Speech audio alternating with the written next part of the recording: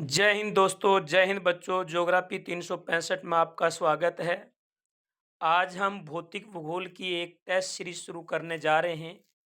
और ये जो टेस्ट सीरीज है, ये विशेष तो जो मित्र आरपीएससी फर्स्ट ग्रेड ज्योग्राफी की तैयारी कर रहे हैं उनके लिए, और जो नेट का एग्ज़ाम दे रहे हैं देंगे उनके लिए, और जो विद्यार्थी बीए पार्ट फर्स्ट ईयर में हैं या एमए के हैं और जिनके नवंबर में सेमेस्टर एग्ज़ाम है, उनके लिए ये वेरी वेरी इम्पोर्टेंट है। और इस टेस्ट सीरीज की सबसे बड़ी विशेषता है कि आपको डेली 10 एमसीक्यू प्रश्न बताए जाएंगे, और इन 10 एमसीक्यू प्रश्नों के साथ 50 और ऐसे इससे रिलेटेड बिंदु आपको दिए जाएंगे। तो 10 प्रश्नों के साथ आपको मिलेंगे 50 प्रश्न। आइए हम स्टार्ट करते हैं इसको। पहला क्वेश्चन है, पृथ्वी की त्रिज्या है। 4 ऑप्शन आपके सामने दिए हुए हैं, और चारों ऑप्शनों में देखिए कौन सा ऑप्शन सही होगा। यानी 71, 63 किलोमीटर, और 71 है, 63 किलोमीटर, 63 है, 72 किलोमीटर, 63 है, 71 किलोमीटर, 71 72 है किलोमीटर। तो आप सबको पता है कि पृथ्वी की जो आर है वो है कितनी, वो है 63 है, 71 है किलोमीटर। यानी पृथ्वी की जो आर है वो है 63 है, 71 किलोमीटर। आइए हम इसकी व्याख्या देखते हैं। यानी पृथ्वी की परिधि कितनी है। तो पृथ्वी की जो परिधि है वो 24,901 मील है। वो 24,901 मील है। और आर्यभट्ट के अनुसार पृथ्वी की परिधि 24,835 मील है। अब हम बात करते हैं कि इस प्रकार से आपने ग्लोब देखा होगा। इसमें ये बीचों बीच 0 डिग्री, जिसे हम विषुवत रेखा या भूमध्य रेखा भी कहते हैं, यहाँ का व्यास कितना है। और ये ध्रुवीय हैं, इन्हें का ध्रुवीय व्यास कितना है। तो पृथ्वी का भूमध्य रेखीय व्यास है वो है 12,757 किलोमीटर। और यदि आपको मील में पूछे तो 7,927 मील। अब हम बात करते हैं पृथ्वी का ध्रुवीय व्यास कितना है। तो वो है 12,714 किलोमीटर। और आपको मील पूछे तो 7,900 मील। अब हम बात करते हैं कि पृथ्वी का भूमध्य रेखीय व्यास और ध्रुवीय व्यास में अंतर कितना है। तो यदि अंतर किलोमीटर में पूछे तो है 43 किलोमीटर। 12,757 में से 12,714 माइनस कर देना। और यदि मील में पूछे तो वो है 27 मील। आगे हम बात करते हैं कि पृथ्वी के भूमध्य रेखीय एवं ध्रुवीय व्यास में कितना अंतर है। तो अभी मैंने बताया 43 किलोमीटर या 27 मील। पृथ्वी एकमात्र ग्रह है जिसके ऊपर जीवन है संभव है। ये था पहला प्रश्न, जिसके अंदर 5 प्रश्न और निकले हैं। क्वेश्चन नंबर 2 है कि पृथ्वी की आंतरिक यानी भूगर्भिक संरचना की जानकारी के मुख्य स्रोत हैं। तो मैं आपको बता दूं कि जो हमारी पृथ्वी है, इस पृथ्वी की आंतरिक संरचना के बारे में हमारा जो ज्ञान, हमारा जो नॉलेज है, वो सिर्फ और सिर्फ अनुमान आधारित है।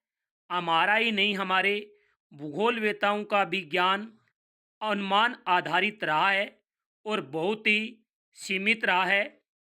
इसलिए पृथ्वी की आंतरिक संरचना की जानकारी के लिए चार स्रोतों का, चार साधनों का सहारा लिया गया है। और वो चार साधन, चार स्रोत हैं, उनमें कौन कौन से हैं, तो हम बात करते हैं। पहला है प्राकृतिक संसाधन, जिनको हम अप्रत्यक्ष स्रोत कहते हैं। दूसरा अप्राकृतिक संसाधन, जिन्हें अप्रत्यक्ष स्रोत कहते हैं। तीसरा पृथ्वी की उत्पत्ति संबंधी परिकल्पनाएं। तो ये तीनों ही पृथ्वी की आंतरिक संरचना की जानकारी के महत्वपूर्ण स्रोत माने जाते हैं। और चौथा स्रोत है उल्काएं। चौथा स्रोत है उल्काएं। तो इसमें द ऑप्शन सही होगा। और चौथा स्रोत उल्काएं हैं। आइए हम उल्काओं के बारे में थोड़ी सी बात करें। उल्काएं भी पृथ्वी की आंतरिक संरचना की जानकारी का एक महत्वपूर्ण स्रोत है। उल्काएं सौरीय परिवार का एक अंग मानी जाती हैं, जिनकी रचना यानी निफे से हुई है। और यहाँ पर निफे का मतलब है निकिलोरे, लोहे के द्वारा। क्वेश्चन नंबर 3 है, निम्न में से पृथ्वी की आंतरिक संरचना की जानकारी का अप्रत्यक्ष स्रोत है। यहाँ अप्रत्यक्ष स्रोत पूछा है। एक तो होते हैं प्रत्यक्ष स्रोत, जो हमें प्रत्यक्ष रूप से स्पष्ट दिखाई देते हैं। एक होते हैं अप्रत्यक्ष स्रोत, जो हमें दिखते नहीं हैं, सिर्फ और सिर्फ हम उनका अनुभव लेते हैं। तो उनमें कौन से स्रोत हैं जो पृथ्वी की आंतरिक संरचना की जानकारी भी दे जाएं, सिर्फ और सिर्फ अनुभव के माध्यम से, यानी इसमें सिर्फ अनुभव किया जाता है। तो घनत्व है, दाब है, तापमान है। यानी घनत्व, दाब, तापमान है, तीनों ही पृथ्वी की आंतरिक जानकारी के अप्रत्यक्ष स्रोत हैं।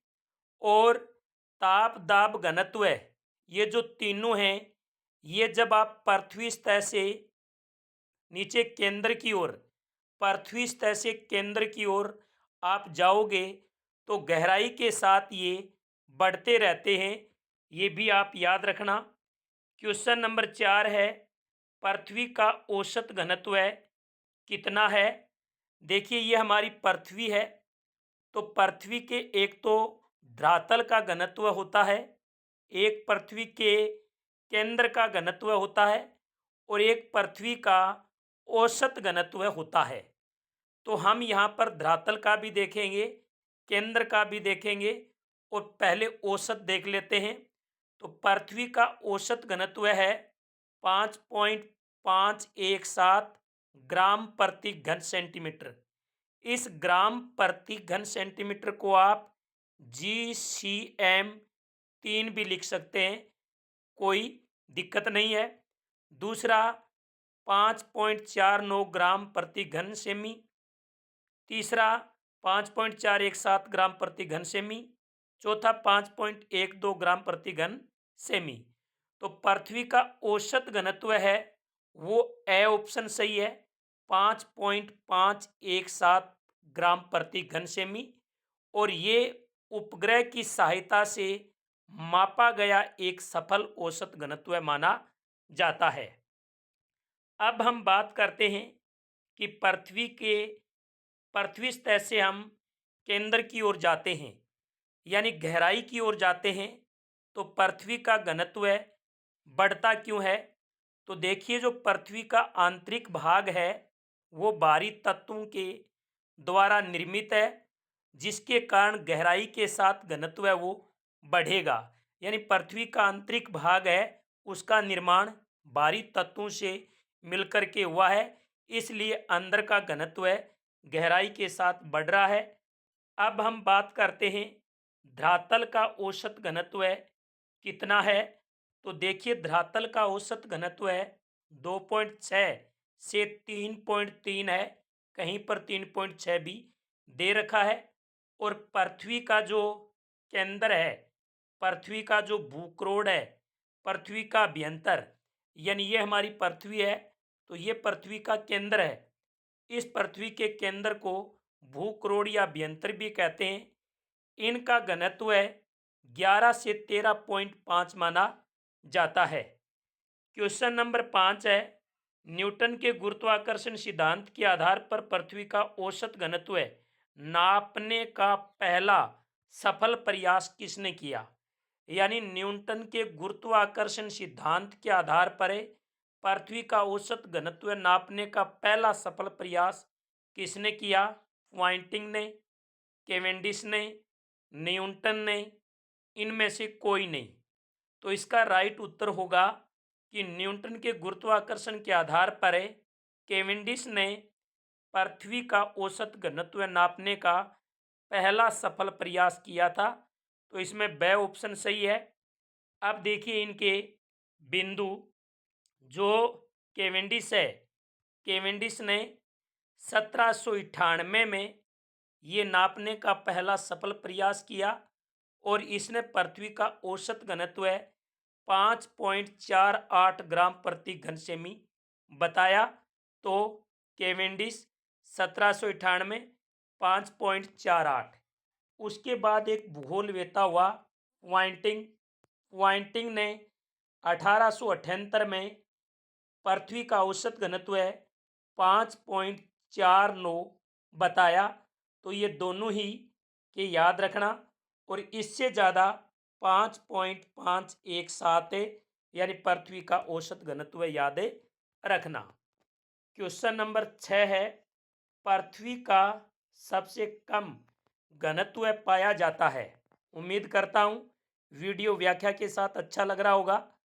पृथ्वी का सबसे कम, इसमें पूछा है सबसे कम, तो इसमें ऑप्शन है करोड़, करोड़ को अंतरतम कहिए, निफे कहिए, दूसरा मेंटल, तीसरा सीमा, चौथा भूपर्पटी कहिए, बाह्य परत कहिए, सियाल कहिए। तो देखिए पृथ्वी का सबसे कम घनत्व है, मैंने कहा था गहराई के साथ पृथ्वी की का घनत्व बढ़ता है। तो पृथ्वी का घनत्व गहराई में जाओगे तो ज़्यादा मिलेगा, यानी यहाँ पर पृथ्वी का घनत्व है वो आपको क्या मिलेगा? सर्वाधिक मिलेगा। और यहाँ पर पृथ्वी का घनत्व आपको क्या मिलेगा? कम। तो इसमें द ऑप्शन है वो बिल्कुल है सही है। आइए हम बात करते हैं व्याख्या की। यानी व्याख्या में क्या दिया है कि जो क्रोड, जिसे अंतरतम कहते हैं, निफे कहते हैं, यहाँ पर सर्वाधिक घनत्व पाया जाता है। यानी भूपर्पटी पर तो कम है, और जो क्रोड है, अंतरतम है, निफे है, यहाँ पर सर्वाधिक है। इसके दो कारण हैं, ये दोनों कारण याद रखना। पहला कारण है पृथ्वी के क्रोड का घनत्व अधिक है, पृथ्वी के क्रोड का घनत्व अधिक होना।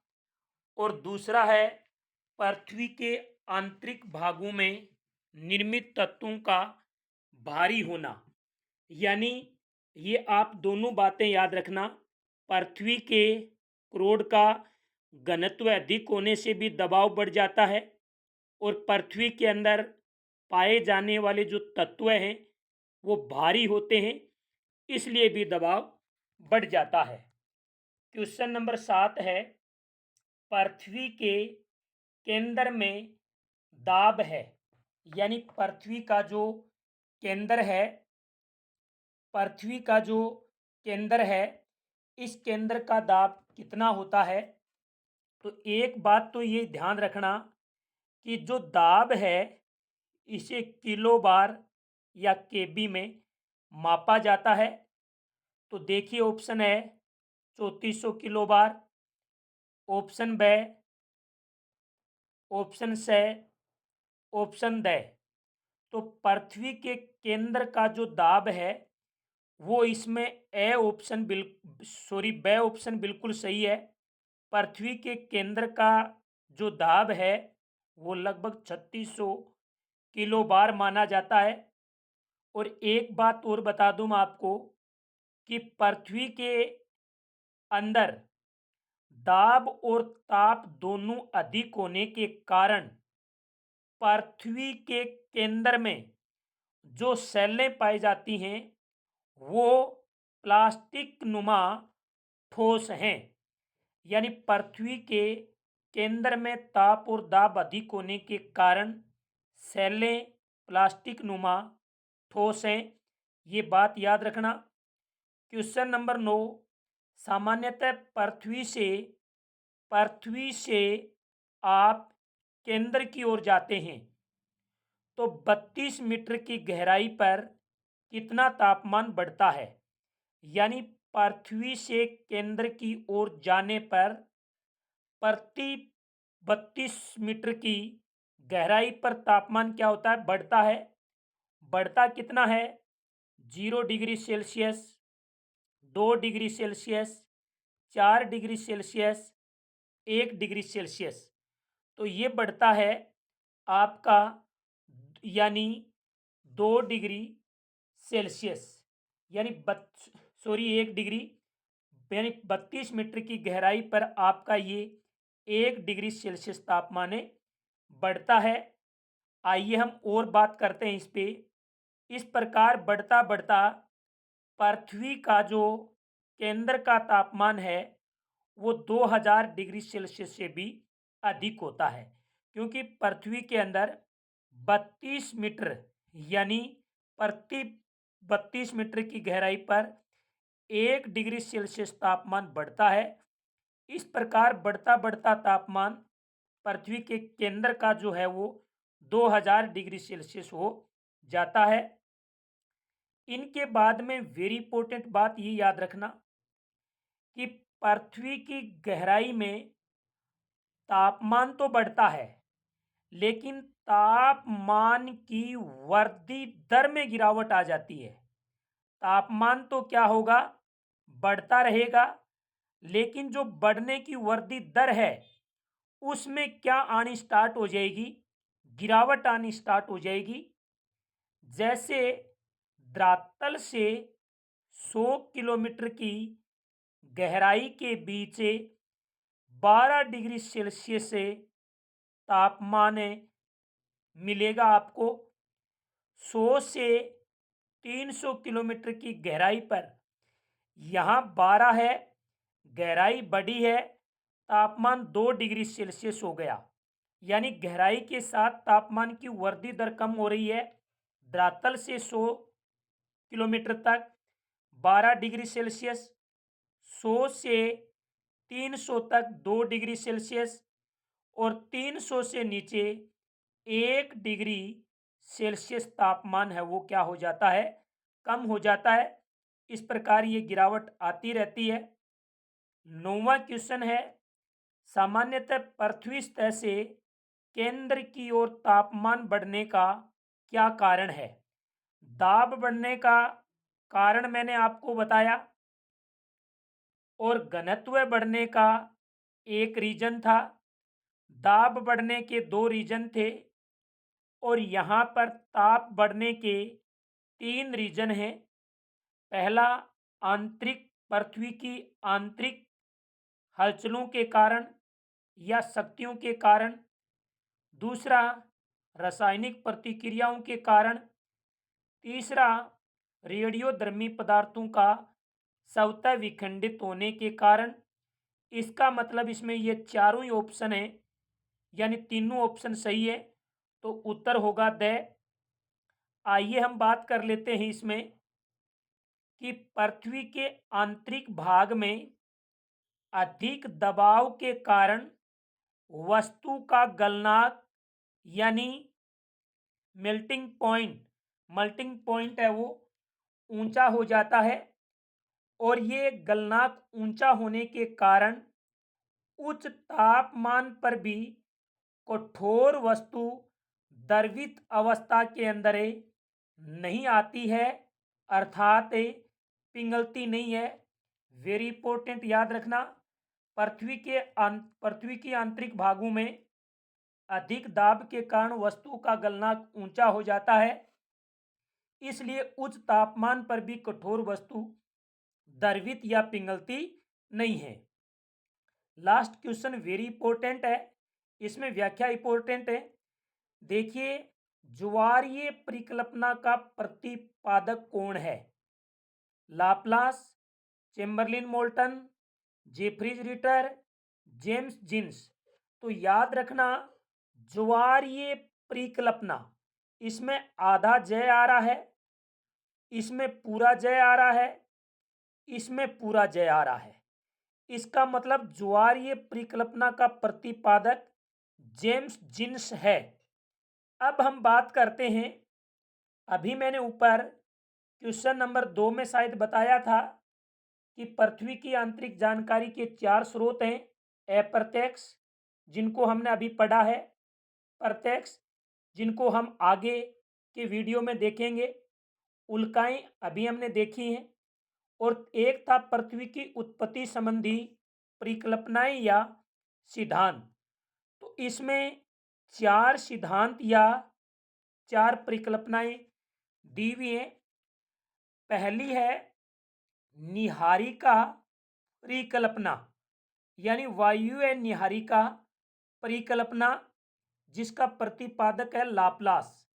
यानी लाप्लास ने वायु निहारिक परिकल्पना का प्रतिपादन किया, और इस वायु निहारिक परिकल्पना में पृथ्वी का केंद्र तरल अवस्था में बताया। तो याद रखना, लाप्लास, याद क्या रखोगे?